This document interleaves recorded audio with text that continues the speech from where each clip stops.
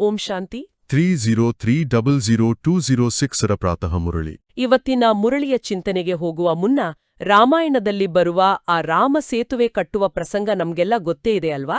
ದೊಡ್ಡ ದೊಡ್ಡ ವಾನರರು, ಕರಡಿಗಳು ಬೃಹತ್ ಬೆಟ್ಟಗಳನ್ನು, ಬಂಡೆಗಳನ್ನು ತಂದು ಸಮುದ್ರಕ್ಕೆ ಎಸೆಯುತ್ತಿದ್ರು. ಆ ಬೃಹತ್ ಕಾರ್ಯದ ನಡುವೆ ಒಂದು ಪುಟ್ಟ ಅಳಿಲು ಕೂಡ ಇತ್ತು. ಹೌದು, ಆ ಅಳಿಲಿನ ಕಥೆ ಬಹಳ ಅದ್ಭುತವಾಗಿದೆ ನೋಡಿ. ಆ ಅಳಿಲಿನ ಮನಸ್ಸಿನಲ್ಲಿ ನಾನು ಇಷ್ಟು ಚಿಕ್ಕವನು, ಇಷ್ಟೊಂದು ದೊಡ್ಡ ಕೆಲಸದಲ್ಲಿ ನನ್ನಿಂದೇನೂ ಸಾಧ್ಯ ಎಂಬ ಕೀಳರಿಮೆ ಸ್ವಲ್ಪವೂ ಇರಲಿಲ್ಲ. ನಿಜ. ಅದರ ಬದಲಾಗಿ ಭಗವಂತನ ಕಾರ್ಯದಲ್ಲಿ ತಾನು ಕೈಜೋಡಿಸ್ಬೇಕು ಅನ್ನೋ ಶುದ್ಧ ಭಕ್ತಿ ಮಾತ್ರ ಇತ್ತು. ಅದು ಸಮುದ್ರದ ನೀರಿನಲ್ಲಿ ಮುಳುಗಿ, ಮರಳಿನಲ್ಲಿ ಹೊರಳಾಡಿ, ತನ್ನ ಮೈಗೆ ಅಂಟಿಕೊಂಡ ಆ ಸಣ್ಣ ಮರಳಿನ ಕಣಗಳನ್ನು ತಂದು ಆ ದೊಡ್ಡ ಬಂಡೆಗಳ ಮಧ್ಯೆ ಉದುರಿಸುತ್ತಿತ್ತಂತೆ. ಖಂಡಿತ. ಇಲ್ಲಿ ಗಮನಿಸಬೇಕಾದ ಸೂಕ್ಷ್ಮ ವಿಚಾರ ಅಂದ್ರೆ, ಆ ಅಳಿಲು ಹಾಕುತ್ತಿದ್ದ ಮರಳಿನ ಕಣಗಳಿಂದಲೇನೂ ಸೇತುವೆ ನಿರ್ಮಾಣವಾಗುತ್ತಿರಲಿಲ್ಲ. ಆದರೆ ಸ್ವಯಂ ಶ್ರೀರಾಮನೇ ಆ ಪುಟ್ಟ ಅಳಿಲಿನ ಬೆನ್ನಿನ ಮೇಲೆ ಪ್ರೀತಿಯಿಂದ ಕೈಯಾಡಿಸಿದ. ಆ ಮರಳಿನ ಕಣಗಳು ವಾನರರು ತರುತ್ತಿದ್ದ ಬೃಹತ್ ಬಂಡೆಗಳಿಗೆ ಸಮಾನವಾಗಿ ಭಗವಂತನಿಗೆ ಕಂಡುವಲ್ವಾ? ಹೌದಲ್ವಾ? ಇದನ್ನೇ ಇಂದಿನ ಮುರಳಿಯಲ್ಲಿ ಬಡವರ ಎಂಟಾಣೆ ಅಥವಾ ಕವಡೆಯ ಕಾಣಿಕೆ ಅಂತ ಕರೆಯಲಾಗಿದೆ. ಭಗವಂತನ ಕಾರ್ಯದಲ್ಲಿ ಅಂದ್ರೆ ಈ ಆಧ್ಯಾತ್ಮಿಕ ಯಜ್ಞದಲ್ಲಿ ನಾವು ಸಮರ್ಪಿಸುವ ವಸ್ತುವಿನ ಭೌತಿಕ ಗಾತ್ರ ಅಥವಾ ಮಾರುಕಟ್ಟೆಯ ಬೆಲೆಗೆ ಯಾವುದೇ ಮಹತ್ವವಿಲ್ಲ. ಅಂದ್ರೆ ಆ ವಸ್ತುವನ್ನು ನೀಡುವಾಗ ನಮ್ಮ ಮನಸ್ಸಿನಲ್ಲಿರುವ ಭಾವನೆ ಮತ್ತು ಶುದ್ಧ ಹೃದಯ ಮಾತ್ರ ಲೆಕ್ಕಕ್ಕೆ ಬರುತ್ತದೆ ಅಂತಾಯ್ತು. ಖಂಡಿತವಾಗಿಯೂ.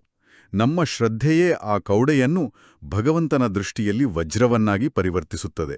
ಇಂದಿನ ಮುರುಳಿಯ ಮುಖ್ಯಾಂಶ ಕೂಡ ಇದೇ ಸತ್ಯವನ್ನು ಪ್ರತಿಧ್ವನಿಸುತ್ತಿದೆ ನೋಡಿ. ನಮ್ಮ ಮನೆಯಲ್ಲಿ ಒಂದು ಪುಟ್ಟ ಮಗುವನ್ನು ಅಥವಾ ಅತ್ಯಂತ ಅಮೂಲ್ಯವಾದ ವಜ್ರವನ್ನು ನಾವು ಎಷ್ಟು ಎಚ್ಚರಿಕೆಯಿಂದ, ಪ್ರೀತಿಯಿಂದ ನೋಡಿಕೊಳ್ಳುತ್ತೇವೆಯೋ ಅದೇ ರೀತಿ ಈ ಆಧ್ಯಾತ್ಮಿಕ ಯಜ್ಞವನ್ನು ನಾವು ಕಾಯಬೇಕು. ನಾವು ಕಂಪ್ಯೂಟರ್ನಲ್ಲಿ ಫೈರ್ವಾಲ್ ಹಾಕಿ ವೈರಸ್ ತಡೆಯುವ ಹಾಗೆ ನಮ್ಮ ಮನಸ್ಸಿಗೆ ನಕಾರಾತ್ಮಕ ವೈರಸ್ ಬರದಂತೆ ತಡೆಯಬೇಕಲ್ವಾ? ಬಹಳ ಸುಂದರವಾದ ಉದಾಹರಣೆ. ಇದೇ ವಿಷಯವಾಗಿ ಮುರುಳಿಯ ಮುಖ್ಯಾಂಶದಲ್ಲಿ ಭಗವಂತನ ಮಾತುಗಳು ಹೀಗಿವೆ: ಮಧುರ ಮಕ್ಕಳೇ, ಶಿವಬಾಬಾರರಿಂದ ರಚಿಸಿರುವ ಈ ರುದ್ರ ಜ್ಞಾನ ಯಜ್ಞವನ್ನು ನೀವು ಬಹಳ ಸಂಭಾಲನೆ ಮಾಡಬೇಕಾಗಿದೆ. ಇದು ಸ್ವರಾಜ್ಯವನ್ನು ಪಡೆಯುವುದಕ್ಕಾಗಿ ಬೆಹದ್ದಿನ ಯಜ್ಞವಾಗಿದೆ.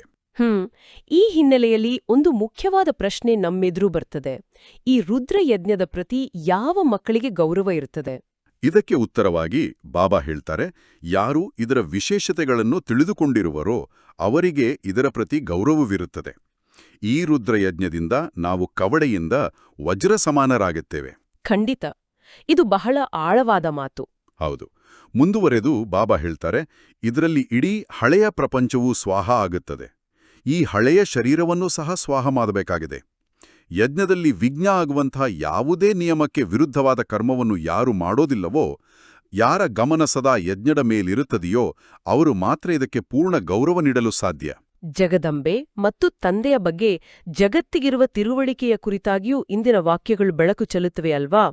ಜಗತ್ತಿಗೆ ಈ ಯಜ್ಞದ ಮೂಲ ರಚನಾಕಾರರ ಬಗ್ಗೆ ಪೂರ್ಣ ಅರಿವಿಲ್ಲ. ನಿಜ. ಬಾಬಾ ಹೇಳ್ತಾರೆ, ಜಗತ್ತಿನ ಜನರಿಗೆ ಜಗದಂಬೆಯ ಹೆಸರಂತೂ ತಿಳಿದಿದೆ, ದೇವಿಯ ಮುಂದೆ ಹೋಗಿ ಬೇಡ್ತಾರೆ. ಆದರೆ ಅವರು ನಿಜವಾಗಿ ಯಾರಾಗಿದ್ರು, ಏನು ಮಾಡಿ ಹೋದ್ರು ಎಂಬುದು ಯಾರಿಗೂ ತಿಳಿದಿಲ್ಲ. ಕೇವಲ ಮೂರ್ತಿಯ ಪೂಜಾರಿಗಳಾಗಿದ್ದಾರೆ. ಅಂದ್ರೆ ಕೇವಲ ಭಕ್ತಿ ಮಾಡುತ್ತಿದ್ದಾರೆ, ಆದರೆ ಜ್ಞಾನವಿಲ್ಲ. ಹೌದು. ಬಾಬಾ ಹೇಳ್ತಾರೆ, ಜಗದಂಬೆ ಇದ್ದಾರೆ ಅಂದ ಮೇಲೆ ಅವಶ್ಯವಾಗಿ ತಂದೆಯೂ ಇದ್ದಾರೆ ಮತ್ತು ಮಕ್ಕಳೂ ಇದ್ದಾರೆ. ಇದು ರಾಜಸ್ವ ಅಶ್ವಮೇಧ ಅವಿನಾಶಿ ರುದ್ರಜ್ಞಾನ ಯಜ್ಞವಾಗಿದೆ. ಬಾಬಾ ಹೇಳ್ತಾರೆ, ಇದರ ರಚಯಿತರು ಮಾತಾಪಿತರಾಗಿದ್ದಾರೆ ಮತ್ತು ನೀವು ಸಹ ಯಜ್ಞದ ರಚಯಿತರಾಗಿದ್ದೀರಿ. ಇಲ್ಲಿ ರಾಜಸ್ವ ಅಶ್ವಮೇಧ ಅವಿನಾಶಿ ರುದ್ರಜ್ಞಾನ ಯಜ್ಞ ಎಂಬ ಪದ ಬಳಕೆ ಇದೆ. ಇದರ ಅರ್ಥವನ್ನು ದೈನಂದಿನ ಜೀವನಕ್ಕೆ ಅನ್ವಯಿಸುವುದಾದರೆ, ರಾಜಸ್ವ ಅಂದ್ರೆ ಸ್ವರಾಜ್ಯ, ಅಂದ್ರೆ ನಮ್ಮ ಇಂದ್ರಿಯಗಳ ಮೇಲೆ, ನಮ್ಮ ಮನಸ್ಸಿನ ಮೇಲೆ ನಾವು ಸಾಧಿಸುವ ಪ್ರಭುತ್ವ ಅಲ್ವಾ? ಖಂಡಿತ. ಮತ್ತು ಅಶ್ವಮೇಧ ಅಂದ್ರೆ ನಮ್ಮೊಳಗಿರುವ ಕುದುರೆಯಂತೆ ಓಡುವ ಚಂಚಲ ಮನಸ್ಸನ್ನು ಮತ್ತು ಹಳೆಯ ಸಂಸ್ಕಾರಗಳನ್ನು ಯಜ್ಞದಲ್ಲಿ ಆಹುತಿ ನೀಡುವುದು. ಬಾಬಾ ಹೇಳ್ತಾರೆ, ಯಜ್ಞದ ವೃದ್ಧಿ ಮಾಡಬೇಕಾಗಿದೆ. ಯಜ್ಞದಲ್ಲಿ ಅನೇಕ ಮಕ್ಕಳು ಬಂದು ತಮ್ಮ ತಂದೆಯಿಂದ ಆಸ್ತಿಯನ್ನು ಪಡೆಯಲು, ಒಂದು ವೇಳೆ ನಮಗೆ ಜ್ಞಾನವನ್ನು ತೆಗೆದುಕೊಳ್ಳಲು ಸಾಧ್ಯವಿಲ್ಲ, ಬಿಡುವಿಲ್ಲವೆಂದರೆ ಅನ್ಯರಿಗಾದರೂ ಇದರ ನಿಮಂತ್ರಣ ಕೊಡಬೇಕು. ಇದು ಬಹಳ ಪ್ರಾಕ್ಟಿಕಲ್ ಆದ ಸಲಹೆ. ಆದರೆ ಈ ಹಳೆಯ ಶರೀರವನ್ನು ಸ್ವಾಹ ಮಾಡುವುದು ಎಂಬ ಮಾತಿನ ಬಗ್ಗೆ ಒಂದು ಸಾಮಾನ್ಯ ಅನುಮಾನ ಮೂಡಬಹುದು. ಯಾವ ರೀತಿ ಅನುಮಾನ?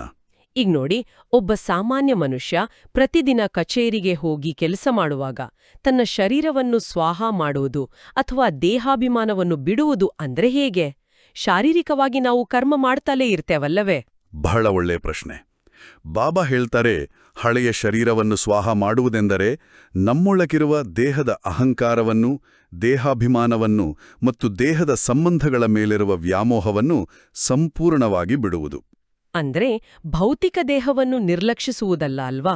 ಖಂಡಿತ ಅಲ್ಲ.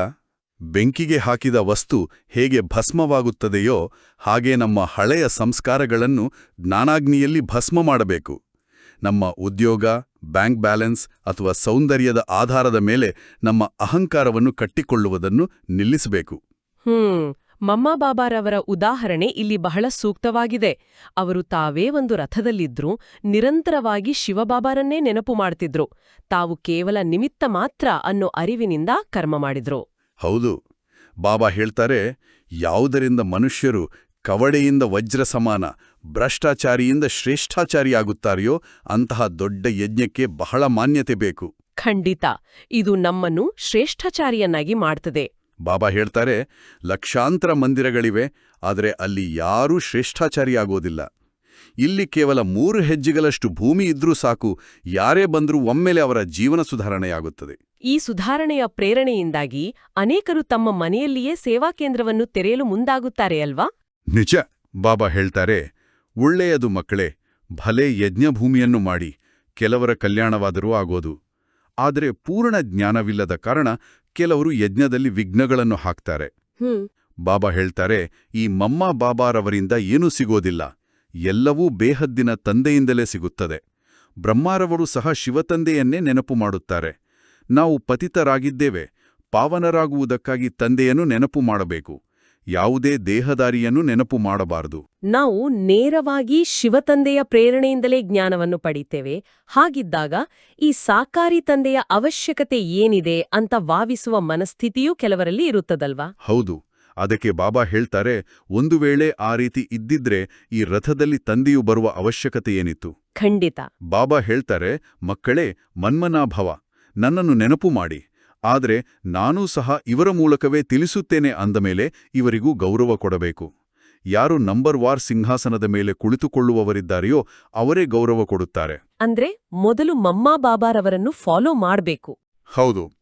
ಬಾಬಾ ಹೇಳುತ್ತಾರೆ, ಮಮ್ಮ ಬಾಬಾರವರು ಮೊದಲು ರಾಜಸಿಂಹಾಸನದ ಮೇಲೆ ಕುಳಿತುಕೊಳ್ತಾರೆ, ನಾವು ಅವರನ್ನು ಫಾಲೋ ಮಾಡಬೇಕಾಗಿದೆ.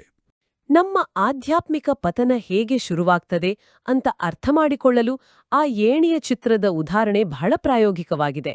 ಬಾಬಾ ಹೇಳ್ತಾರೆ, ಏಣಿಯ ಚಿತ್ರದಲ್ಲಿ ಮೇಲ್ಭಾಗದಲ್ಲಿ ಆತ್ಮಗಳ ವೃಕ್ಷವನ್ನು ತೋರಿಸಿ, ಮಮ್ಮ ಬಾಬಾರವರ ಜೊತೆ ಮಕ್ಕಳ ಚಿತ್ರವೂ ಇರಲಿ. ಇದರಿಂದ ಹೇಗೆ ಉತ್ಥಾನ ಮತ್ತು ಪತನವಾಗುತ್ತದೆ ಎಂದು ತಿಳಿಸಲು ಬಹಳ ಸಹಜವಾಗುತ್ತದೆ. ಆದರೂ ಕೆಲವರಿಗಿದು ಅರ್ಥವಾಗುವುದಿಲ್ಲ. ಬಾಬಾ ಹೇಳ್ತಾರೆ, ಯಾರಿಗಾದರೂ ಅರ್ಥವಾಗಿಲ್ಲವೆಂದರೆ ಅವರ ಅದೃಷ್ಟದಲ್ಲಿಲ್ಲವೆಂದು ತಿಳಿಯಿರಿ. ನಾಟಕವನ್ನು ಸಾಕ್ಷಿಯಾಗಿದ್ದು ನೋಡಬೇಕಾಗಿದೆ.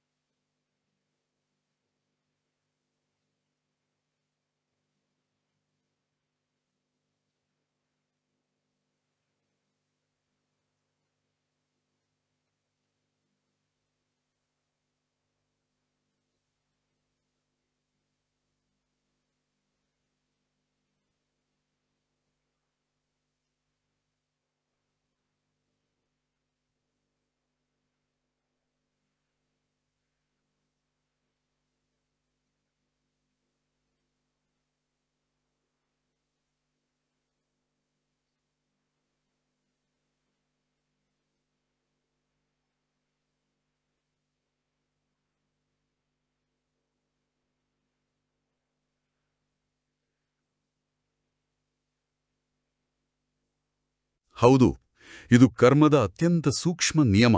ಇದರ ಬಗ್ಗೆ ಒಂದು ಪ್ರಾಯೋಗಿಕ ವಿಚಾರವನ್ನು ಚರ್ಚಿಸೋಣ. ಕೆಲವರು ತಮ್ಮ ಕಷ್ಟಪಟ್ಟು ಸಂಪಾದಿಸಿದ ಹಣವನ್ನು ಯಜ್ಞಕ್ಕೆ ಕೊಟ್ಟಿರುತ್ತಾರೆ.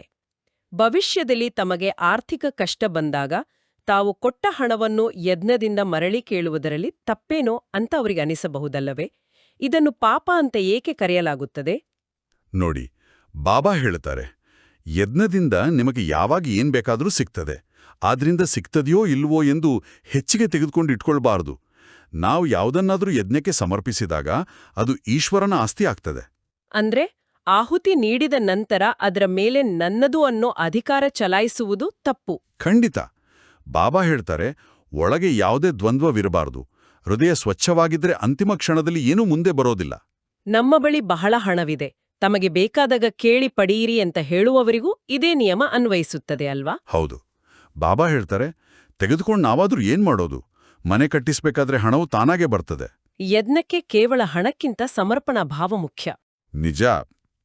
ಬಾಬಾ ಹೇಳುತ್ತಾರೆ, ನಿಮ್ಮ ಪ್ರತಿಜ್ಞೆಯಾಗಿದೆ. ಬಾಬಾ, ತಾವು ಏನನ್ನು ತಿನ್ನಿಸುತ್ತೀರೋ ಅದನ್ನೇ ತಿನ್ನುವೆವು. ಈ ರೀತಿ ಹೇಳಿದ ನಂತರ ಅದರಂತೆ ನಡೆಯಲಿಲ್ಲವೆಂದರೆ ದುರ್ಗತಿಯಾಗಿ ಬಿಡುತ್ತದೆ. ಬಾಬಾ ಹೇಳುತ್ತಾರೆ, ತಮ್ಮ ಮತದಂತೆ ನಡೆದರೆ ತಮಗೆ ಮೋಸ ಮಾಡಿಕೊಳ್ಳುತ್ತೀರಿ. ಇದು ಶಿವತಂದೆಯು ರಚಿಸಿರುವ ಜ್ಞಾನಯಜ್ಞ. ಕೇವಲ ಶ್ರೀಮತದಂತೆ ಪುರುಷಾರ್ಥ ಮಾಡಬೇಕು. ಈ ಆಧ್ಯಾತ್ಮಿಕ ಗುರಿಯನ್ನು ಸ್ಪಷ್ಟಪಡಿಸಲು ಬೋರ್ಡ್ ಮೇಲೆ ಬರೆಯುವ ಸೂಚನೆಗಳ ಬಗ್ಗೆಯೂ ಬಾಬಾ ತಿಳಿಸಿದ್ದಾರೆ. ಗುರಿ ಸ್ಪಷ್ಟವಾಗಿದ್ದಾಗ ಮಾತ್ರ ಬಿರುಗಾಳಿಗಳನ್ನು ಎದುರಿಸಬಹುದು ಅಲ್ವಾ? ಬಾಬಾ ಹೇಳುತ್ತಾರೆ, ವಿನಾಶಕ್ಕೆ ಮೊದಲು ಈ ಸ್ವರಾಜ್ಯದ ಪದವಿಯನ್ನು ಪಡೆದುಕೊಳ್ಳಬೇಕೆಂದರೆ ಬಂದು ಪಡೆದುಕೊಳ್ಳಿ ಎಂದು ಬೋರ್ಡಿನ ಮೇಲೆ ಸ್ಪಷ್ಟವಾಗಿ ಬರೆಯಿರಿ. ಇದು ಬಹಳ ಶಕ್ತಿಶಾಲಿ ಸಂದೇಶ. ಹೌದು. ಬಾಬಾ ಹೇಳುತ್ತಾರೆ, ಮುಂದೆ ಹೋದಂತೆ ಬಹಳಷ್ಟು ಬಿರುಗಾಳಿಗಳಂತೂ ಬರುತ್ತವೆ. ಆದರೆ ಸತ್ಯದ ದೋಣಿಯು ಅಲುಗಾಡುವುದೇ ಹೊರತು ಮುಳುಗುವುದಿಲ್ಲ. ಖಂಡಿತ. ಬಾಬಾ ಹೇಳುತ್ತಾರೆ, ಯಾರು ಜ್ಞಾನವನ್ನು ತೆಗೆದುಕೊಳ್ಳುವುದಿಲ್ಲೋ ಅವರ ಹಿಂದೆ ಬಿದ್ದು ತನ್ನ ಸಮಯವನ್ನು ವ್ಯರ್ಥ ಮಾಡಬಾರದು. ನಾವು ಪ್ರಾರಂಭದಲ್ಲಿ ಆ ಅಳಿಲಿನ ಕಥೆಯಲ್ಲಿ ಬಡವರ ಕಾಣಿಕೆಯ ಬಗ್ಗೆ ಮಾತನಾಡಿದ್ದೆವು. ಅದು ಯಜ್ಞದಲ್ಲಿ ಹೇಗೆ ವಿಸ್ತಾರಗೊಳ್ಳುತ್ತದೆ ಅಂತ ಬಾಬಾ ಮತ್ತೆ ನೆನಪಿಸಿದ್ದಾರೆ. ಬಾಬಾ ಹೇಳುತ್ತಾರೆ, ಬಡವರ ಒಂದೊಂದು ಪೈಸೆಯೂ ಈ ಯಜ್ಞದಲ್ಲಿ ಬೀಳುತ್ತದೆ. ಆದ್ದರಿಂದ ಅವರು ಪದಮಾಪತಿಗಳಾಗ್ತಾರೆ. ಮಾತೆಯರ ಪಾತ್ರವೂ ಇದರಲ್ಲಿ ಬಹಳ ದೊಡ್ಡದು. ನಿಜ. ಬಾಬಾ ಹೇಳುತ್ತಾರೆ, ಮಾತೆಯರು ಯಾರ ಬಳಿ ಏನೂ ಇರುವುದಿಲ್ಲವೋ ಅವರೂ ಸಹ ಬಹಳ ಭಾವನೆಯಿಂದ ಖುಷಿಯಿಂದ ಯಜ್ಞಕ್ಕೆ ತರ್ತಾರೆ. ಕೆಲವೊಮ್ಮೆ 2 ಹಿಡಿ ಧಾನ್ಯಗಳನ್ನು ತರ್ತಾರೆ. ಆ ಭಾವನೆಯ ಕಾರಣ ಅದು ಕಣಜದಷ್ಟಾಗಿ ಬಿಡುತ್ತದೆ. ಎಂತಹ ಮಧುರವಾದ ಮಾತು. ಬಾಬಾ ಹೇಳ್ತಾರೆ, ಕವಡೆಯು ಖರ್ಚಿಲ್ಲದೆ ಸೆಕೆಂಡಿನಲ್ಲಿ ವಿಶ್ವದ ರಾಜ್ಯಭಾಗ್ಯವನ್ನು ಪಡೆದುಕೊಳ್ಳಿ. ತಂದೆಯನ್ನು ನೆನಪು ಮಾಡಿದರೆ ಆಸ್ತಿ ಇದ್ದೇ ಇದೆ. ಈ ರಾಜ್ಯಭಾಗ್ಯವನ್ನು ಪಡೆಯಲು ಕರ್ಮಾತೀತ ಸ್ಥಿತಿಯ ಅವಶ್ಯಕತೆ ಇದೆ. ಕರ್ಮಾತೀತ ಸ್ಥಿತಿ ಅಂದ್ರೆ ಕೆಲಸ ಮಾಡೋದ್ನ ನಿಲ್ಸೋದಲ್ಲ, ಆದ್ರೆ ಕೆಲಸ ಮಾಡುವಾಗ್ಲೂ ಸಂಪೂರ್ಣ ಅಂಟಿಕೊಳ್ಳದಿರುವಿಕೆ ಅಲ್ವಾ? ಹೌದು. ಬಾಬಾ ಹೇಳ್ತಾರೆ, ನನ್ನೊಬ್ಬನನ್ನೇ ನೆನಪು ಮಾಡಿರಿ, ಆಗ ತುಕ್ಕು ಬಿಟ್ಟು ಹೋಗುವುದು, ನಿಮ್ಮ ಪಾಪಗಳು ಭಸ್ಮವಾಗುವವು, ಮತ್ಯಾವುದೇ ಉಪಾಯವಿಲ್ಲ. ಆದ್ರೆ ಬಹಳ ದೇಹಾಭಿಮಾನವಿದ್ದರೆ ಯೋಗದಲ್ಲಿರಲು ಸಾಧ್ಯವಿಲ್ಲ. ಖಂಡಿತ ಇಲ್ಲ. ಬಾಬಾ ಹೇಳ್ತಾರೆ, ದೇಹಾಭಿಮಾನ ಕಳೆದಾಗಲೇ ಯೋಗದಲ್ಲಿ ಇರಲು ಸಾಧ್ಯ. ಮತ್ತೆ ಕರ್ಮಾತೀತ ಸ್ಥಿತಿಯಾಗುವುದು. ಅಂತಿಮದಲ್ಲಿ ಯಾವುದೇ ವಸ್ತು ನೆನಪಿಗೆ ಬರಬಾರದು. ಕೈ ಕೆಲಸ ಮಾಡತಿರಲಿ, ಬುದ್ಧಿಯು ತಂದೆಯ ನೆನಪು ಮಾಡಲಿ. ಸಂಭಾಲನೆ ಮಾಡಿದಿರಿ ಅಂದ್ರೆ ತಂದೆಯನ್ನು ಖುಷಿಪಡಿಸಿದಿರಿ ಎಂದರ್ಥ. ಈ ಆಳವಾದ ಚಿಂತನೆಗಳನ್ನು ನಮ್ಮ ದಿನಚರಿಯೆಗೆ ತರಲು ನಾವು 6 ಮುಖ್ಯ ಧಾರಣಾ ಅಂಶಗಳನ್ನು ಅಳವಡಿಸಿಕೊಳ್ಳಬೇಕಾಗಿದೆ. ಮೊದಲನೇದಾಗಿ, ಯಜ್ಞದ ಪ್ರತಿ ಅಪಾರ ಗೌರವ. ಅಂದ್ರೆ ಯಜ್ಞದ ಪ್ರತಿಯೊಂದು ವಸ್ತುವನ್ನು ನಮ್ಮ ಸ್ವಂತ ಅಮೂಲ್ಯ ಆಸ್ತಿಗಿಂತಲೂ ಹೆಚ್ಚು ಪ್ರೀತಿಯಿಂದ ಕಾಪಾಡಬೇಕು. ಹೌದು. ಎರಡನೆಯದಾಗಿ, ಶುದ್ಧ ಮತ್ತು ಶಕ್ತಿಶಾಲಿ ವಾತಾವರಣ. ಮನೆಯಲ್ಲಿ ಅಥವಾ ಸೇವಾ ಕೇಂದ್ರದಲ್ಲಿ ಯಾವುದೇ ನಕಾರಾತ್ಮಕ ಮಾತುಗಳನ್ನಾಡದೆ ಸದಾ ದೈವಿ ವಾತಾವರಣ ನಿರ್ಮಿಸಬೇಕು. ಮೂರನೆಯ ಅಂಶ, ಹೃದಯದ ಸ್ವಚ್ಛತೆ ಅಥವಾ ಪ್ರಾಮಾಣಿಕತೆ. ಬಾಬಾನ ಮುಂದೆ ಏನನ್ನೂ ಮುಚ್ಚಿಡದೆ, ಅಂತಿಮ ಕ್ಷಣದಲ್ಲಿ ಯಾವುದೇ ಪಾಪಕರ್ಮಗಳು ನೆನಪಿಗೆ ಬರದಂತೆ ಸದಾ ನಿರ್ಮಲವಾಗಿರಬೇಕು. ನಾಲ್ಕನೆಯದು, ಸಂಪತ್ತಿನ ಸದ್ಬಳಕೆ. ಯಜ್ಞದ ಒಂದು ಕವಡಿಯೂ ಅಮೂಲ್ಯ. ಸಮಯ, ಶಕ್ತಿ ಅಥವಾ ಹಣವನ್ನು ಎಳ್ಳಷ್ಟೂ ವ್ಯರ್ಥ ಮಾಡಬಾರದು. ಐದನೆಯ ಅಂಶ, ಯಜ್ಞದ ವೃದ್ಧಿಗೆ ಸಹಕಾರ. ನಮಗೆ ಸಮಯವಿಲ್ಲದಿದ್ದರೂ ಇತರರಿಗಾದರೂ ಈ ಜ್ಞಾನದ ನಿಮಂತ್ರಣೆ ನೀಡಿ ಕಲ್ಯಾಣ ಮಾಡಬೇಕು ಅಲ್ವಾ? ಖಂಡಿತ. ಕೊನೆಯದಾಗಿ 6ನೆಯ ಅಂಶ, ಯಾವುದೇ ದ್ವಂದ್ವವಿಲ್ಲದ ಮನಸ್ಥಿತಿ. ಕೇವಲ ಶ್ರೀಮತದಂತೆ ನಡೆಯಬೇಕು, ತನ್ನ ಸ್ವಂತ ಬುದ್ಧಿ ಅಥವಾ ಅಹಂಕಾರವನ್ನು ಬೆರೆಸಬಾರದು. ಇದು ಇಂದಿನ ವರದಾನದ ಆಶಯಕ್ಕೂ ನೇರವಾಗಿ ಬೆಸೆಯುತ್ತದೆ. ವರದಾನ ಹೀಗಿದೆ: 3 ಕಾಲಗಳನ್ನು ಮುಂದಿಟ್ಟುಕೊಂಡು ಪ್ರತಿಯೊಂದು ಕಾರ್ಯದಲ್ಲಿ ಸಫಲರಾಗುವಂತಹ ಸದಾ ವಿಜಯೀ ಭವ. ಆದ್ರೆ ದೈನಂದಿನ ಗಡಿಬಿಡಿಯ ಕೆಲಸಗಳ ನಡುವೆ ಈ ತ್ರಿಕಾಲದರ್ಶಿ ಸ್ಥಿತಿಯನ್ನು ಕಾಯ್ದುಕೊಳ್ಳುವುದು ಹೇಗೆ? ನೋಡಿ, ತ್ರಿಕಾಲದರ್ಶಿ ಸ್ಥಿತಿ ಅಂದ್ರೆ ಕೇವಲ ಭವಿಷ್ಯವಾಣಿ ಹೇಳೋದಲ್ಲ. ಉದಾಹರಣೆಗೆ, ಕೋಪದಲ್ಲಿ ಯಾರಿಗಾದರೂ ಬಂದು ಕಠಿಣ ಮಾತು ಆಡುವ ಮುನ್ನ ಒಂದು ಕ್ಷಣ ಆಲೋಚಿಸಿ, ಇದರ ಹಿಂದಿನ ಕಾರಣವೇನು ಎಂಬ ಭೂತಕಾಲವನ್ನು ನೋಡಿ. ಈಗ ನಾನು ಮಾತನಾಡಿದ್ರೆ ಏನಾಗುತ್ತದೆ ಎಂಬ ವರ್ತಮಾನವನ್ನು ಗಮನಿಸಿ, ಮತ್ತು ಭವಿಷ್ಯದಲ್ಲಿ ನಮ್ಮ ಸಂಬಂಧಗಳ ಮೇಲೆ ಇದು ಎಂತಹ ಕೆಟ್ಟ ಪರಿಣಾಮ ಬೀರುತ್ತದೆ ಅಂತ ಯೋಚಿಸಿ. ಈ ರೀತಿ 3 ಕಾಲಗಳನ್ನು ಯೋಚಿಸಿ ಶಾಂತವಾಗಿ ವರ್ತಿಸಿದಾಗ ನಾವು ಸದಾ ವಿಜಯಿಗಳಾಗುತ್ತೇವೆ. ಹೌದು. ಇಂದಿನ ಸ್ಲೋಗನ್ ಕೂಡ ಇದೇ ಭದ್ರತೆಯನ್ನು ನೀಡುತ್ತದೆ. ಅಲ್ಪಕಾಲದ ದಡಗಳನ್ನು ಬಿಟ್ಟು ಒಬ್ಬ ತಂದೆಯನ್ನು ಆಶ್ರಯವನ್ನಾಗಿ ಮಾಡಿಕೊಳ್ಳುತ್ತೀರೆಂದರೆ ಪಾರಾಗಿ ಬಿಡುತ್ತೀರಿ. ಅಂದ್ರೆ ಹುದ್ದೆ, ಬ್ಯಾಂಕ್ ಬ್ಯಾಲೆನ್ಸ್ ಅಥವಾ ಸಂಬಂಧಗಳೆಂಬ ತಾತ್ಕಾಲಿಕ ದಡಗಳನ್ನು ನಂಬಿ ಕೂರುವ ಬದಲು ಶಿವಬಾಬಾನ ಆಶ್ರಯ ಪಡೆಯುವುದು ಅಲ್ವಾ? ಖಂಡಿತ. ಮತ್ತು ಇಂದಿನ ಅವ್ಯಕ್ತ ಇಶಾರಾದಲ್ಲಿ ಬಹಳ ಸೂಕ್ಷ್ಮವಾದ ಎಚ್ಚರಿಕೆಯಿದೆ. ನಿಶ್ಚಯದ ಫೌಂಡೇಶನ್ ಬಲಗೊಳಿಸಿ, ಸದಾ ನಿರ್ಭಯ ಮತ್ತು ನಿಶ್ಚಿಂತರಾಗಿರಿ. ಇಲ್ಲಿ ಯಾವ ದೌರ್ಬಲ್ಯದ ಬಗ್ಗೆ ಎಚ್ಚರಿಸಲಾಗಿದೆ? ನನಗೆಲ್ಲ ಗೊತ್ತು. ನಾನು ಜ್ಞಾನಿಯಾಗಿದ್ದೇನೆ ಅನ್ನೋ ಆಧ್ಯಾತ್ಮಿಕ ಅಹಂಕಾರದ ನಿದ್ರೆಯಿಂದ ಎಚ್ಚೆತ್ತುಕೊಂಡು ತಂದೆಯ ಮೇಲೆ ಸಂಪೂರ್ಣ ನಿಶ್ಚಯವಿಡುವುದು ಬಹಳ ಮುಖ್ಯ. ನಿಜ. ಈಗ ಈ ಎಲ್ಲಾ ಗೊಂದಲಗಳಿಂದ ಹೊರಬಂದು ಆ ನಿಶ್ಚಿಂತ ಸ್ಥಿತಿಯನ್ನು ಅನುಭವಿಸಲು ಸ್ವಲ್ಪ ಸಮಯ ಯೋಗದ ಅಭ್ಯಾಸ ಮಾಡೋಣ ಅಲ್ವಾ? ಖಂಡಿತ. ದಯವಿಟ್ಟು ನಿಮ್ಮ ಕಣ್ಣುಗಳನ್ನು ನಿಧಾನವಾಗಿ ಮುಚ್ಚಿ ನಿಮ್ಮ ಸಂಪೂರ್ಣ ಗಮನವನ್ನು ನಿಮ್ಮ ಹಣೆಯ ಮಧ್ಯಭಾಗಕ್ಕೆ ತನ್ನಿ. ಎಷ್ಟೊಂದು ಶಾಂತಿಯ ಅನುಭವ! ನಾನೊಂದು ಅತ್ಯಂತ ಪ್ರಕಾಶಮಾನವಾದ ಪವಿತ್ರವಾದ ಚೈತನ್ಯ ಜ್ಯೋತಿ. ನಾನೊಂದು ಶಾಂತ ಸ್ವರೂಪ ಆತ್ಮ. ನನ್ನ ಈ ಭೌತಿಕ ದೇಹ, ಈ ಪ್ರಪಂಚದ ದೈನಂದಿನ ಕೋಲಾಹಲಗಳಿಂದ ನಾನು ಸಂಪೂರ್ಣವಾಗಿ ದೂರಾಗ್ತಾ ಇದ್ದೇನೆ. ಅತ್ಯಂತ ಹಗುರಾಗ್ತಾ ಇದ್ದೇನೆ. ಶಿವಬಾಬಾನ ನೆನಪು ಮಾತ್ರ ನಮ್ಮೊಂದಿಗಿದೆ. ನನ್ನ ಮನಸ್ಸಿನ ಕಣ್ಣು ಆ ಸುಂದರವಾದ ಕೆಂಪು ಹೊನ್ನಿನ ಬೆಳಕಿನ ಪರಂಧಾಮದತ್ತ ದೃಷ್ಟಿ ಹಾಯಿಸ್ತಿದೆ. ಅಲ್ಲಿ ನನ್ನ ಪ್ರೀತಿಯ ತಂದೆ ಜ್ಯೋತಿರ್ಬಿಂದು ಶಿವಬಾಬಾ ಪ್ರಕಾಶಿಸ್ತಾ ಇದ್ದಾರೆ. ಪರಮಪಿತನಿಂದ ಪವಿತ್ರತೆಯ, ಶಾಂತಿಯ ಬಿಳಿ ಕಿರಣಗಳು ನೇರವಾಗಿ ನನ್ನ ಮೇಲೆ ಬೀಳುತ್ತಿವೆ. ಈ ದೈವಿ ಪ್ರಕಾಶ ನಮ್ಮ ಅಂತರಂಗವನ್ನು ತುಂಬಿಕೊಳ್ಳುತ್ತಿದೆ. ಹೌದು. ನನ್ನ ಜನ್ಮಾಂತರದ ಎಲ್ಲಾ ಪಾಪಗಳು, ದೇಹಾಭಿಮಾನದ ಕಲ್ಮಶಗಳು ಈ ಜ್ಞಾನಾಗ್ನಿಯಲ್ಲಿ ಭಸ್ಮವಾಗುತ್ತಿವೆ. ನಾನು ಸಂಪೂರ್ಣ ಶುದ್ಧ, ನಿರ್ಮಲ ಮತ್ತು ಶಕ್ತಿಶಾಲಿ ಆತ್ಮ. ನನ್ನೆಲ್ಲ ಭಾರಗಳನ್ನು ತಂದೆಯ ಚರಣಗಳಿಗೆ ಒಪ್ಪಿಸಿ ನಾನು ಸಂಪೂರ್ಣ ನಿಶ್ಚಿಂತನಾಗಿದ್ದೇನೆ. ಓಂ ಶಾಂತಿ, ಓಂ ಶಾಂತಿ, ಓಂ ಶಾಂತಿ. ಇಂದಿನ ಸಾರಹಭ್ಯಾಸ ಎಂದರೆ, ನಾವು ದಿನವಿಡೀ ಯಾವುದೇ ಕರ್ಮ ಮಾಡುವಾಗಲೂ ನಾನೊಬ್ಬ ತ್ರಿಕಾಲದರ್ಶಿ ಆತ್ಮ ಎಂಬ ಸ್ಮೃತಿಯಲ್ಲಿರುವುದು ಮತ್ತು ಯಜ್ಞದ ಸೇವೆಗಾಗಿ ಲಭ್ಯವಿರುವ ಪ್ರತಿಕ್ಷಣವನ್ನು ಬಳಸುವುದು. ಖಂಡಿತ. ಮತ್ತು ನಮ್ಮ ಇಂದಿನ 6 ಹೋಮ್ವರ್ಕ್ ಅಭ್ಯಾಸದ ಅಂಶಗಳನ್ನು ನೋಡೋಣ. ಮೊದಲನೇದು, ಇಂದು ಯಾವುದೇ ಪ್ರಮುಖ ನಿರ್ಧಾರ ತೆಗೆದುಕೊಳ್ಳುವ ಮುನ್ನ ತ್ರಿಕಾಲದರ್ಶಿ ಸ್ಥಿತಿಯಲ್ಲಿ ಕುಳಿತು ಯೋಚಿಸಿ. ಎರಡನೆಯದು, ಮುರುಳಿಯ ಈ ಅಮೂಲ್ಯ ಜ್ಞಾನವನ್ನು ಇಂದು ಕನಿಷ್ಠ ಒಬ್ಬರಿಗಾದರೂ ಪ್ರೀತಿಯಿಂದ ಹಂಚಿಕೊಳ್ಳಿ. ಮೂರನೇದು, ದಿನದಲ್ಲಿ 5 ಬಾರಿ ನಿಮ್ಮ ದಿನಚರಿಯನ್ನು ನಿಲ್ಲಿಸಿ ನಾನು ದೇಹವಲ್ಲ, ಪವಿತ್ರ ಆತ್ಮ ಎಂದು ನೆನಪು ಮಾಡಿಕೊಳ್ಳಿ. ನಾಲ್ಕನೆಯದು, ನಿಮ್ಮ ಮನೆಯ ಭೌತಿಕ ವಾತಾವರಣವನ್ನು ಯಜ್ಞದಂತೆ ಅತ್ಯಂತ ಶುದ್ಧವಾಗಿ ಮತ್ತು ಅಚ್ಚುಕಟ್ಟಾಗಿ ಜೋಡಿಸಿ. ಐದನೇದು, ಕೇವಲ 10 ನಿಮಿಷಗಳ ಕಾಲ ಎಲ್ಲ ಗೊಂದಲಗಳನ್ನು ಬದಿಗಿಟ್ಟು ಸಂಪೂರ್ಣ ಮೌನದಲ್ಲಿ ಬಾಬಾನ ನೆನಪಿನಲ್ಲಿ ಕುಳಿತುಕೊಳ್ಳಿ.